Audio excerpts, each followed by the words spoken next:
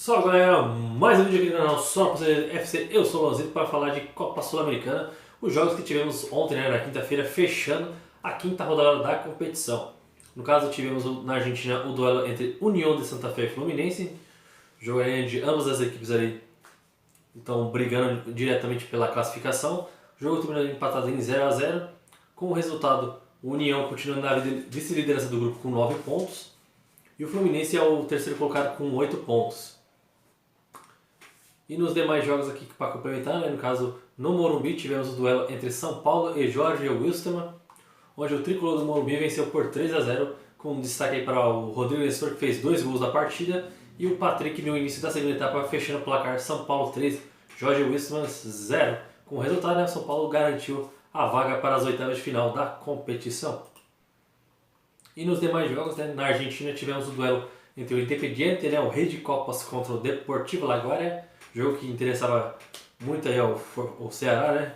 Mas com a vitória do Independiente, né, vai ficar tudo para a última rodada. O Independiente venceu por 4 a 0, aí teve um gol contra ali do defensor do Laguardia ali.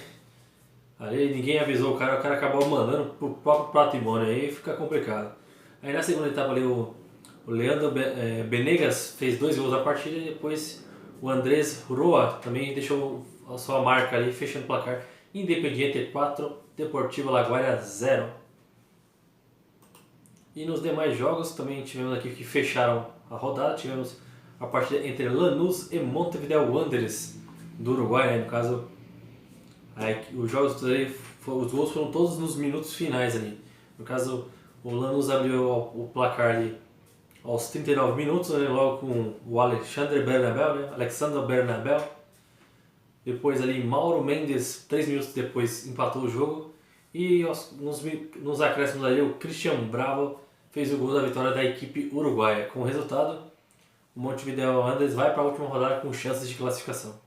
E na Venezuela tivemos o duelo entre Metropolitanos e Barcelona de Guayaquil, né? No caso a equipe equatoriana saiu atrás do marcador, né? No caso o Metropolitano saiu na frente ali com Darwin Gomes aos 35 minutos da primeira etapa.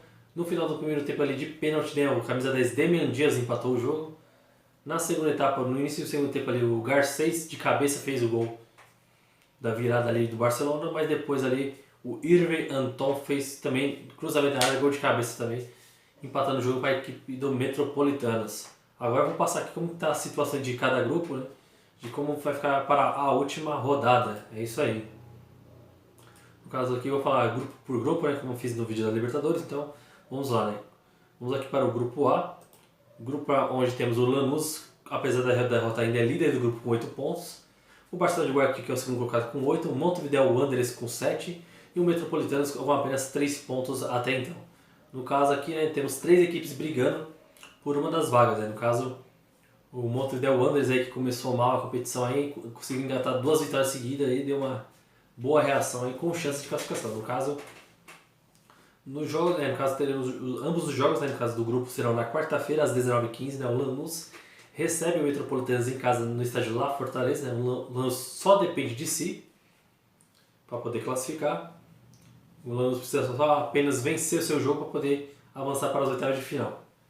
E no outro duelo, né, que é o confronto direto entre Montevideo Wanderers e Barcelona de Guayaquil. No caso, a equipe uruguaia tem que vencer seu jogo e torcer por um tropeço do Lanús para avançar para as oitavas. E o Barcelona de Guayaquil também, ele depende de uma vitória e também contar com o tropeço do Lanús para avançar para as oitavas de final da Copa Sul-Americana. Aí vamos para o grupo B, né? No grupo B que o Racing é o líder com 12 pontos, seguido pelo Melgar com 9, Cuiabá com 6 e River Plate do Uruguai com 3 pontos. No caso, o Racing recebe no seu estádio ali no El Cilindro, né? Recebe o River Plate do Uruguai, né? O Racing depende somente de si. No caso ali, basta um empate, o Racing garante ali a primeira posição do grupo. E também no mesmo horário, né, os jogos serão realizados na quinta-feira às 19h15. O Melgar vai receber em seus domínios, né, a equipe do Cuiabá. No caso, o Melgar precisa vencer, né, o Cuiabá com uma diferença de 2 ou mais gols ali, né, para poder ultrapassar o Racing pelo saldo de gols. Né. No caso, torcer pela derrota do Racing e vencer pelo menos, no mínimo por 2 gols de diferença para avançar para as oitavas de final. No grupo C, temos ali o Santos, que é o líder do grupo com 10 pontos, seguido pelo União da La Calera com 8.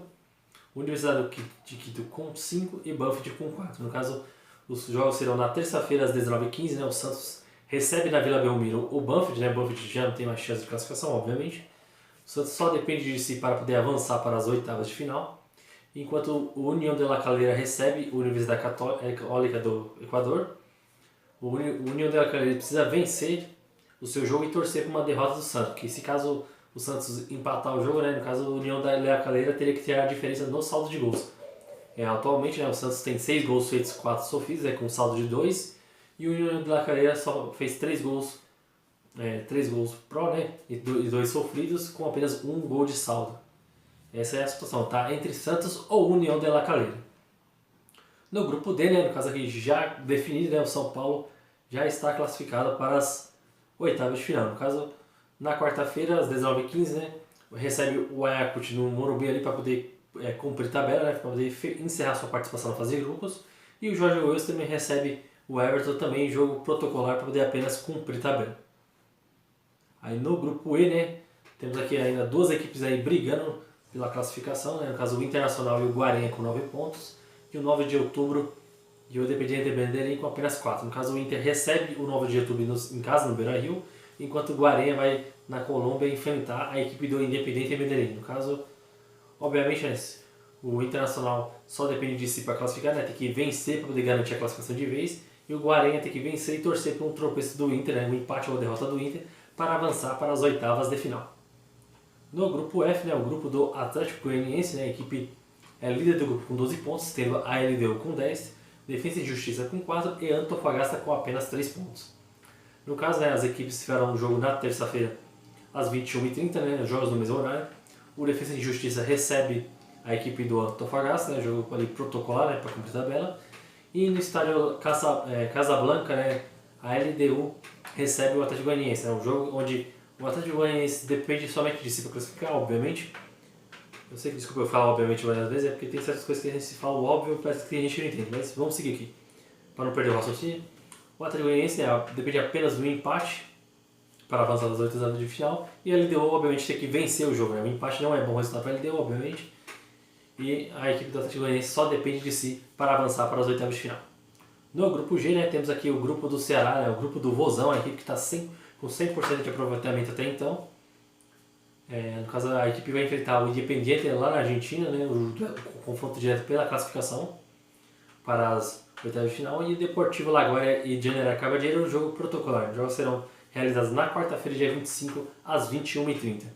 No caso, né, o Ceará depende apenas de si próprio, né, no caso, para classificar. Apenas o empate já garante a classificação. O Independiente tem que vencer, obviamente, o Ceará, só que com uma diferença de 3 gols, que no caso o saldo do Ceará é 14 contra 11, né, do Independiente, né, no caso ali tem que fazer ali uns 3 ou 4 gols de diferença, né, porque se fizer 3 gols empata no número de saldo, só que no número de gols feitos o Independiente pode passar o Ceará. Então, obviamente que vai ser um jogo emocionante aí para garantir, será que vai ser o Ceará o Vozão, ou será o Rei de Copas que avançará para as oitavas.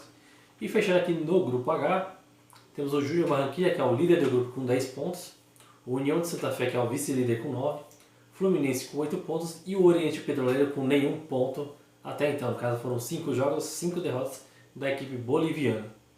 E para a última rodada, né, no caso, o Fluminense vai à Bolívia enfrentar o Oriente Petroleiro fora de casa, enquanto na Colômbia o Júnior Barranquilla recebe o União de Santa Fé, né, um jogo que é um confronto direto para poder avançar para as oitavas de final. No caso, na situação do Júnior Barranquilla, ele só basta apenas um empate para ele garantir a classificação. O União de Santa Fé ele tem que vencer seu jogo para poder avançar para as oitavas. E a situação mais complicada é do Fluminense, porque no caso o Fluminense tem 8 pontos, ele precisa vencer o Oriente Petroleiro, aí empataria o número de pontos, o número de vitórias, só que o saldo de gols do Júnior Barranquilla é maior, né? No caso o Júnior Barranquilla tem saldo 6 contra 1 do Fluminense, né? No caso é uma diferença de 5 gols. O Fluminense matematicamente para poder avançar teria que vencer seu jogo por 6-0 contra o Oriente Petroleiro, e o Júnior Barranquilla empatar com o União de Santa Fé para ele avançar para as oitavas de final. É uma situação muito complicada para o Fluminense. Se não fosse esse empate, aí, se conseguisse a vitória, né, com certeza estaria uma situação mais confortável. Mas agora é muito difícil aí a classificação do Fluminense. Quem sabe o que pode acontecer. Futebol é uma caixinha de surpresas, tudo pode acontecer. vai ser difícil tirar uma diferença grande, né, de saldo de gol, então vamos ver se a equipe do Tricolor das Laranjeiras vai ou não avançar para a próxima fase. E obviamente se você acompanha tudo aqui no canal só no Cruzeiro FC, e peço aqui ó, encarecidamente, curtam o vídeo, compartilhem o conteúdo, né, para ter mais alcance, principalmente se inscrevam no canal. Semana que vem, daqui uma semana, dia 27 é meu aniversário, eu quero que vocês me deem esse presente aí, eu chegar a marca de 50 inscritos no canal. Aí se eu chegar aí vai ser muito gratificante, então espero que vocês façam essa procedência aí, dê certo e vamos juntos aí, vamos acompanhar a Sul-Americana. A última rodada promete muitas emoções, né, que no caso até agora só temos uma equipe já classificada, que é o São Paulo. E vamos ver quem serão as demais equipes que avançarão para as oitavas de final da Copa Sul-Americana 2022. E você acompanha tudo aqui no canal só para o CNFC, porque aqui é o canal com muita procedência. Valeu!